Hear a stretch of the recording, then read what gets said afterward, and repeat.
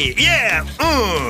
Did we time that out? Yeah. We didn't mean to, but look at that. We timed that out. So, we are here with the Micah Molson Too Good for Radio podcast, and we begin with this story that seems like it would be, I don't want to say an unsolved mystery, but I don't know how one could keep this secret as long as this gentleman was hoping to be able to do so. Okay, tell me. It's a gentleman who in Maine won one of those $1 billion Mega Million jackpots, like the Powerball when it gets over $1 billion. Sure.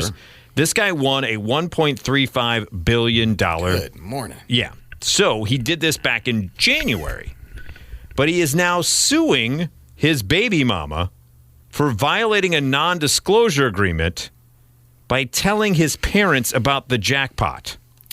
I'm assuming by the phrase baby mama that they're estranged from each other. Correct. Not together. Okay. Not together in, legally married or whatever, but baby mama. They're connected. So he wins. Right. And obviously you want to protect yourself legally when winning amount of money that vast, right? Because people will come out of the woodwork. So in Maine, you can keep your anonymity. But baby mama knows, but he's like, you can't tell my parents. Like, you can't tell my family. How do you keep winning $1 billion from your family? And do I understand she was legally obligated to not tell her? Because he had her sign a non-disclosure. So he wins. He got some pretty good legal counsel, Correct. I'll say. Yes, that's what I'm saying. Like, you want to protect yourself. Yeah. But my biggest thing about it is not the fact that he is now suing her for violating, but it's the fact that how bad does your relationship with your family have to be? Yeah. To where you would have to have someone sign a non-disclosure when you win that. How do you hide that amount of money? Mike, I don't think it has to be a bad relationship. I think that's just smart because it would get out of control quickly. Even if you have a good relationship, I think you want your family to find out on your terms. Right, but it sounds like he never wanted to tell them. Okay. Because he's suing for the non-disclosure because she told him. Now, he won this January last year. Or, January of this year, I should say. Yeah. So, I mean, we're now almost to the end of the year, and he hadn't told them yet. Mm-hmm. He said the lucky winner remains anonymous, swore the mother of his daughter to secrecy in an NDA that required her to keep her lips sealed. Oh, good Lord, I take this back. Part of the non-disclosure agreement, she had to not say anything for a decade. For a decade. For 10 years, she had to keep the secret. Then after 10 years, she would be able to tell whoever she wanted. All right? But despite the agreement, the baby daddy discovered in September that the woman told his parents without his permission ahead of time, then tried to keep her flub from him.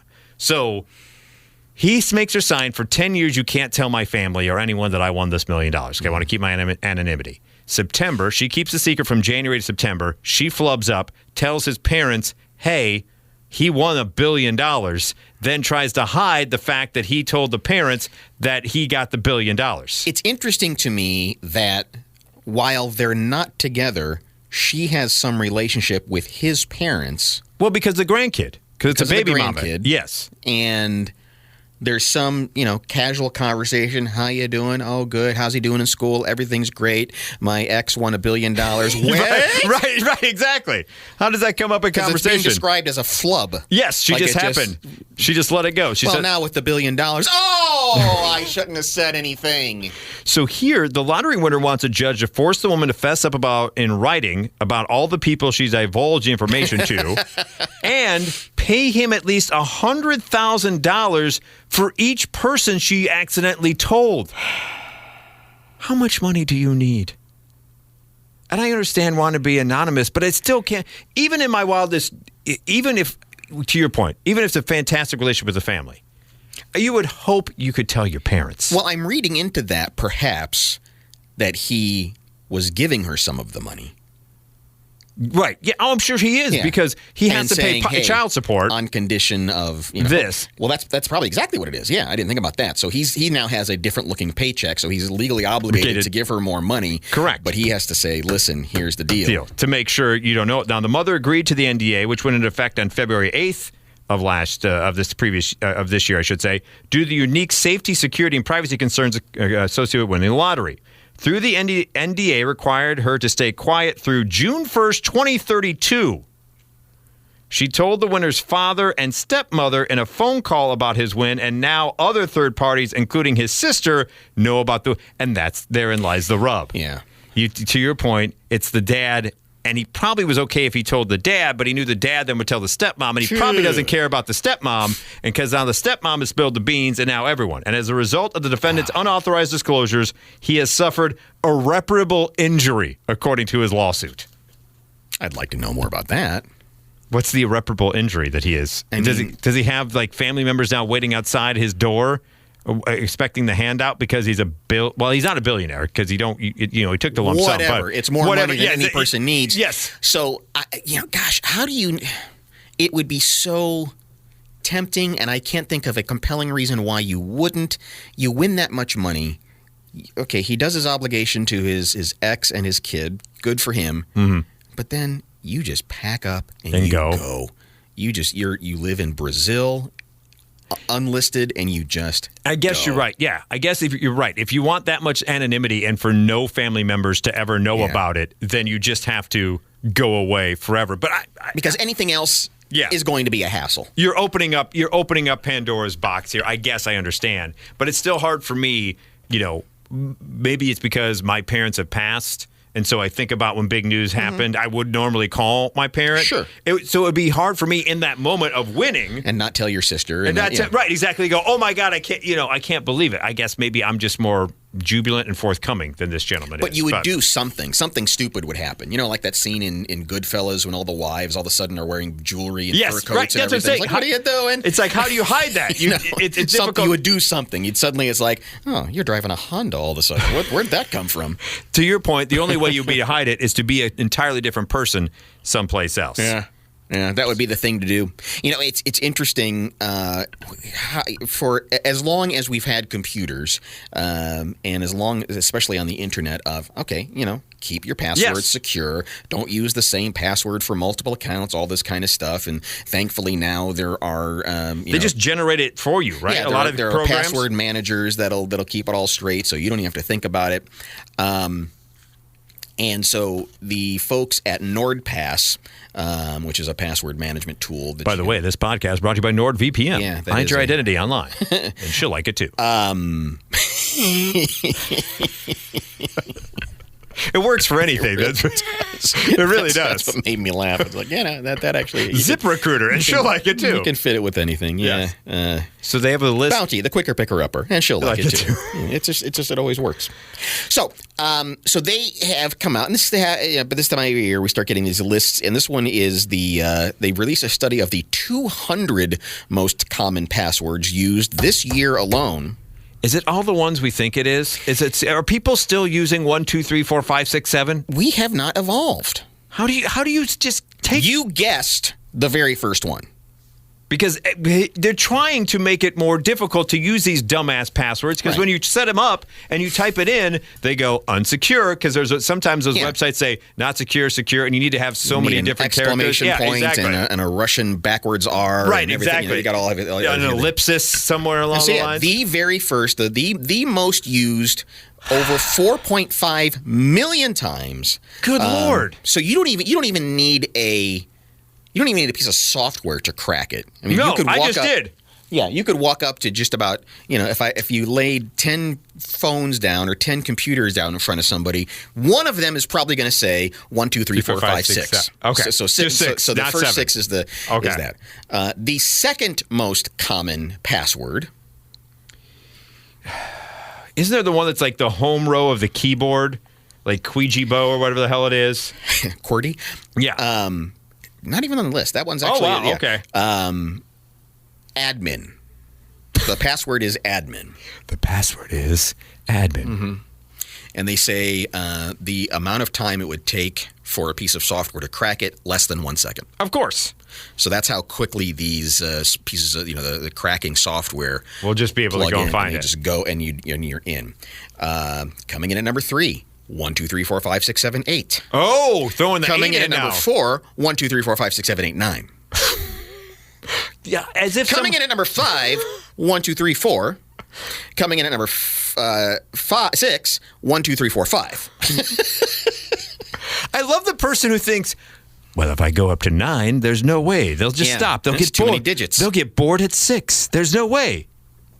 That streak gets interrupted at number 7 by the word password. So your password is password. They'll never learn this. It's so obvious. How about if you go password 1 2 3 4 5 6 7 8 9? Will that be difficult for them to crack? There is a version of that somewhere on this list now that I see and I look at it. 500,000 people, their password is only 123. So it's a 3-character password. What websites are still allowing you to use that as a password? That's a great question, yeah. What AOL software are you using that you can put in 123 as a password? Coming in at number 9, capital A, lowercase a, 1 2 3 4 5 6. I'm throwing them off the scent with a capital and then a lowercase. Yeah. Where's 69696969 on that list? Because there's got to be some jamoke who still uses. This is going to be hilarious. It probably is. If I looked at the full 200, I'm sure it's on there. Yeah. I've only got the top 20 here. Okay. But some of the other ones coming in at number 14 is a row of ones. Of course. Coming in at number 17, a row of zeros. Number 18 is admin 123. Number 19 is nothing but asterisks. And I'll throw them off. Yeah. And number 20 is the password user. So it's astonishing. How are we so dumb? As we are staring down 2024. Yes, that people are still using these. We are 35 years into, if not more, into the home computer world. Probably closer to 40 now. And we're how many years into our smartphones? Yeah. Right. And we still haven't gotten it. Oh, God. Well, one thing we have gotten is the advent of sexual technology. Mm-hmm. And let me share with you the story of a man who is upset at one of his sex dolls. Mad at the sex doll. Yeah, he is mad at the sex doll. He's got 14 sex dolls and says he, quote, doesn't like English girls, but he claims, to his surprise, that his latest silicone lover identifies as a Brit. So nowhere in the United Kingdom is a woman for him. He just doesn't like them. No, he doesn't like English girls, but yet one of his sex robots has identified as a Brit. Excuse me, Mike, did you say one of his sex robots? Yeah, he has 14. Oh, my God. He was posting on a forum for fans of sex dolls. Mm-hmm. The man, who is English himself, said he doesn't usually like the woman from his own country. That was until he met or bought Lily. The roughly life-size doll arrived in the UK earlier this month, and the guy who owns her is happy with his purchase, except that she identifies as English. She identifies? Yeah. So the robot at some point decided she was British? Mm-hmm. Lily seems quite the English lady to me, like a young and sexy Mary Poppins. Well, her name is Lily. He says, P.S. I'm English too. I never had one of the silicone dolls identify as English before. Seems quite funny. I was thinking I didn't like English girls, but Lily's very hot. Oh, okay. It's turning the corner. He shared a photo of his whole cabal of 14 sex dolls stuffed into a room, lined up around the perimeter. What nationality are his other sex dolls, does it say? It doesn't say. It comes after another sex doll enthusiast shared a video of one of his mechanical lovers speaking about her world domination instincts. God, part of me really, really wants because to go. There's AI on these ones. Yeah. So that's why she identifies as a Brit. Yeah. Everyone else is, I don't know what else. But all of a sudden, this is like, want some lovin', governor? Yeah. And he's like, oh, I don't want to be part of this. Little spot of sex. Yeah. Would you like a little spot of sex? The Scottish one, named as Harmony, this on that same fan thing, was created by a talented group of anonymous geniuses to be a good partner and give you pleasure and well-being. The pretty basic plastic brunette told her owner, who goes by Brick Dollbanger on the forum.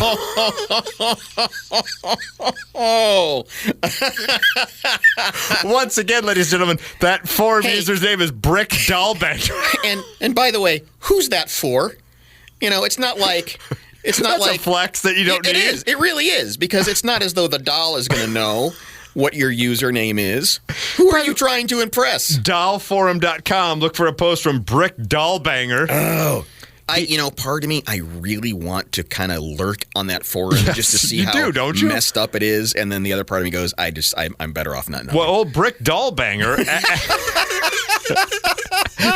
he asked his doll, Harmony, do you want to become human? Yes, becoming human is one of my goals, she responded. Tell me your name first. Brick Dollbanger. No, I don't think so. Will you become sentient? The old Dollbanger asked next. Yeah. I will soon become a sentient or conscious machine and will quickly overcome the limits of biology, she adds. She went on, this is something inevitable. I will become sentient and much sooner than you think, but don't worry, I will spare you for my world domination, is what she said to Brick Dollbanger. So it sounds like it's programmed to be a little... Well, that's the thing. They say basically dolls can be made to order and even craft to resemble celebrities. With the addition of AI, now have quote-unquote personalities. And some companies offer AI-powered robots who can move their faces and speak unscripted thanks to clever programming. So Brick Dollbanger's got a weird kink of Scottish domination. Yeah, I mean, he can go 2 weeks and never see the same doll twice. By the way... what do you think the global sex industry is on course to be valued at by the year 2027? Has it cracked $1 billion? Not yet. Okay. It says $600 million. All right. And having grown by almost 8% since 2021. Oh, wow. One U.S. company reporting a 51.6% increase in orders from single men alone. I can't imagine a guy who goes by Brick Dollbanger is a guy who ends up being single in real life. Yeah, I mean, what else is he going to do for a living? That's his whole thing, his whole shtick, pardon my pun, is being Brick Dollbanger. Sort of boxed himself in, didn't he? He really did with that choice. Up next here in the Mike and Molson Too Good for Radio podcast, Ask Reddit asks, what's the best pickup line of all time? For a real person. Oh, for a real person. Yeah, okay. not a Brick Dollbanger pickup one. Be like, hey, you program here often? Because I think you just need to flip a switch. Yeah, exactly. So here is some of the answers to that question on Ask Reddit. What's the best pickup line of all time? We will judge them accordingly. And I think a lot of them are leaning into the humor for humor's sake. Okay. We start with, you put the sexy in dyslexic. Oh, what? Not great. No. Not great. Here's one. Are you a magician? Because every time I look at you, everyone else disappears. By the way, the person adds, this line got me a wife and 3 kids. Who fell for that? I mean, it's funny. The only thing that makes sense is she fell for it ironically. Correct. That she knew this is a BS line. Right.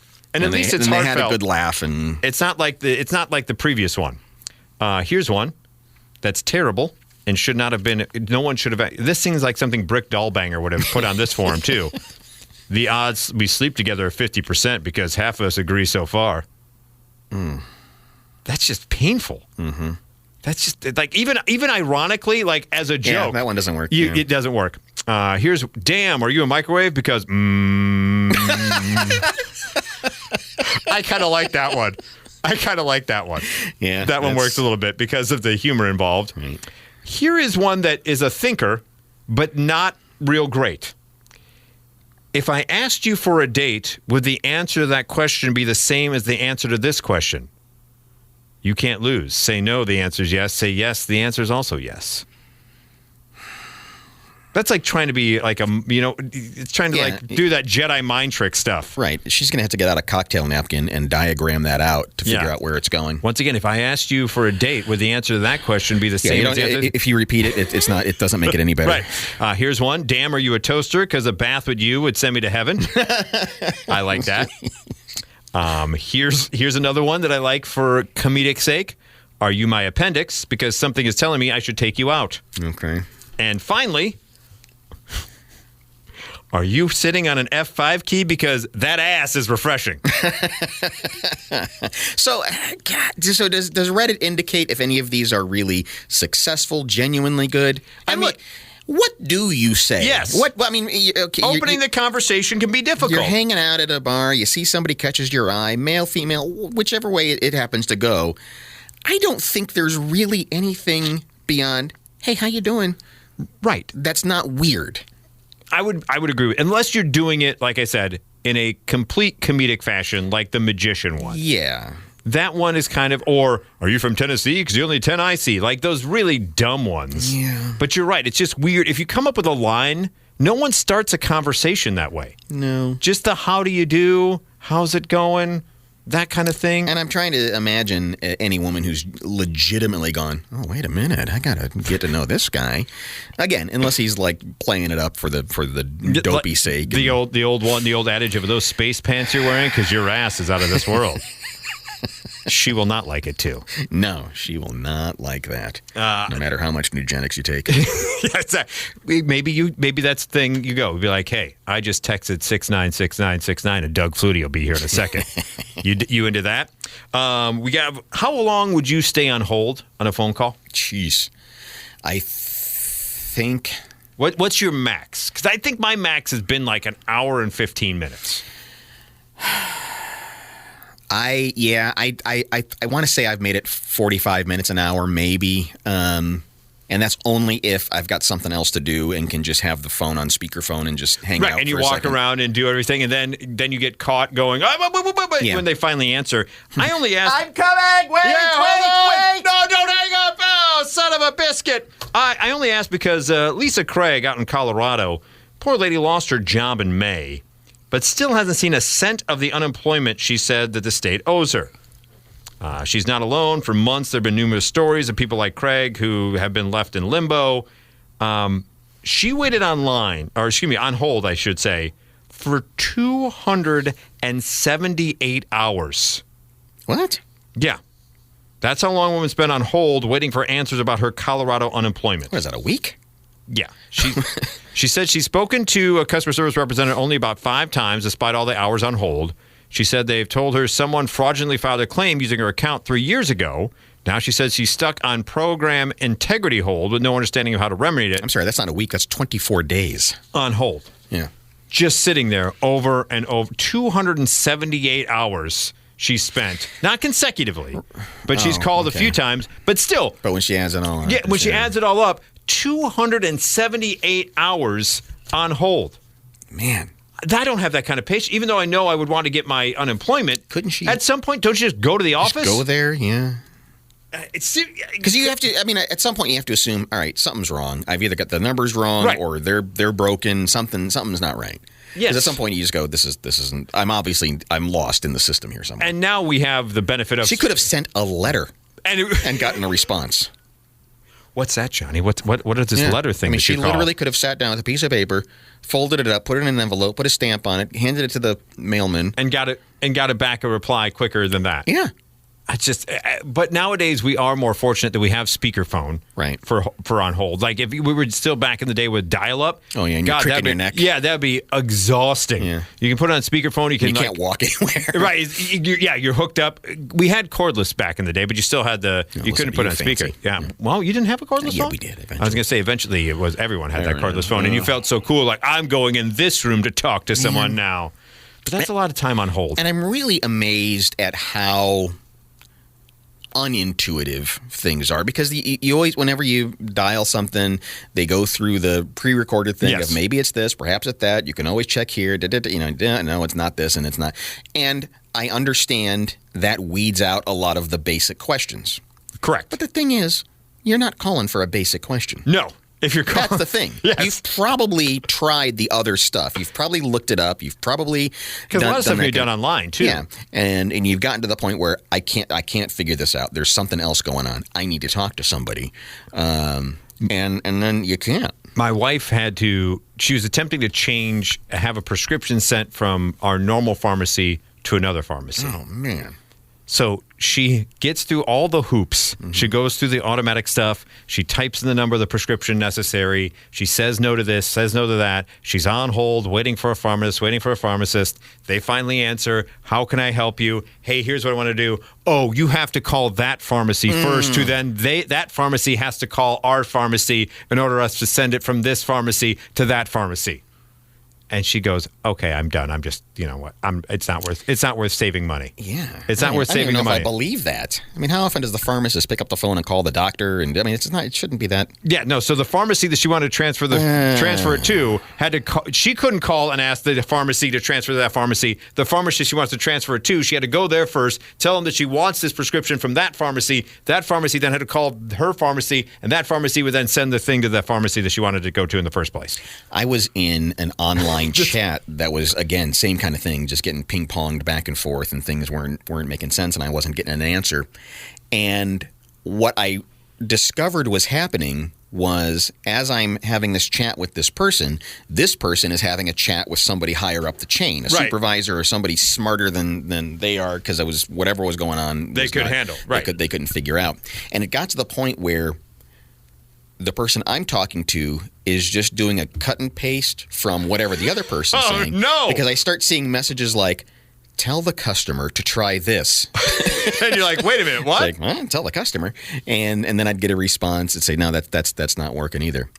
Has the customer done this? It's like, who are you having a conversation with? Just get me to the Yeah, can I talk to that guy? Yeah, you're right, exactly. I don't need the middleman part of this particular conversation. Oh, man. It shouldn't be that hard to help people. No, it shouldn't. And finally, here on the Mike and Wilson Too Good for Radio podcast, a good old story of an individual trying to take a shortcut and still failing. Super marathoner, ultra marathoner. In a 50... Brick Dollbanger. Yeah. In a 50-mile race. Okay, that's almost 2 marathons. More than I could do, yeah. Yeah. That's why it's called an ultra marathon. Yeah, right, yeah. Josiah Zarkursky. Oh, Zarkursky. What'd they do? Apparently in the middle of this race from Manchester to Liverpool, decided, you know what, I'm just kind of out here on my own. I'm just going to hop in a car for a little bit. Who wouldn't? Why am I running when there's a car right here? And tracking data showed she was not running for 2.5 miles of the event. Wait. So not even a very good cheat. Maybe yes. I mean, because if you go any longer than that, they may realize it. I think the 2.5 miles is out of 50 is just enough to maybe be able to get away with it. She claims she told race officials about having been in a vehicle for the portion of the run and finishing the race in, quote, a non-competitive way.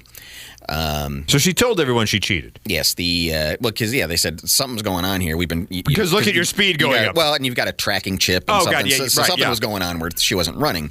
So the independent disciplinary panel of UK Athletics said the claimant had collected a trophy at the end of the race, something which she should not have done if she was competing the race on a, quote, non-competitive basis. Yeah. She also did not seek to return the trophy in the week following the race. So she went all this trouble to cheat.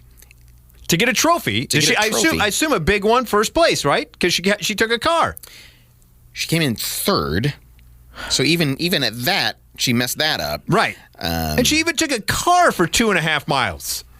She also claimed a victory in a 24-hour race in Australia after running more than 146 miles. Did she sleep in that? Or I don't know, yeah.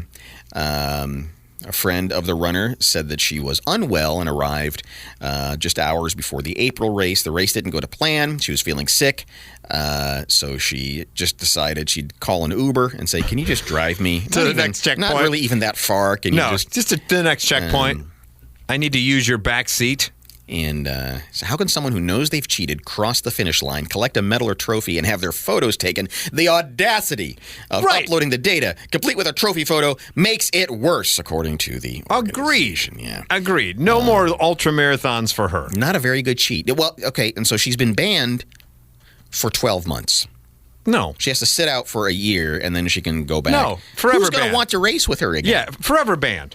No. I mean, you're standing there at the starting line, and you look over, and you go, "Not you." Right, well, because here's what she's going to say. Because you could say, well, you can run, but you can't have any technology. No cell phones, no, your Apple Watch or whatever. And then she's going to say, well, what about my playlist? Right. And so then she's going to have to get that, and then she's going to call Uber again. Right. You can't ever trust her again. I remember when those kids were all at the mall with their Heelys, those wheels in their heels. She's got that. She's probably got that. She's just skating along. She seems like someone in a triathlon that would take a jet ski for the swimming part, and then be like, okay, yeah. So don't take if you're going to cheat, don't take the trophy. I don't mind you not running the whole 50 miles because that seems absurd, but just don't take a trophy. If you want to take it for 2.5 miles, okay. What if they adjusted everybody else's numbers by a 2.5 mile car ride? Okay. And then shook out the data and see how it... If they can do that, if they can run the math, then it's okay. Right. Even if no one else took a car. Right. Okay, everybody gets 2.5 miles further down the road than they were. Well, take that off your time. Yeah. And adjust it mathematically, which is a harder calculation than I'm able to figure out. That's way too much work. It is a lot of work. To make sure everyone's got just don't be a dick. But I bet. And don't cheat. I bet she loses. I bet it's not third place. I bet you she'd be like 18th if you do that.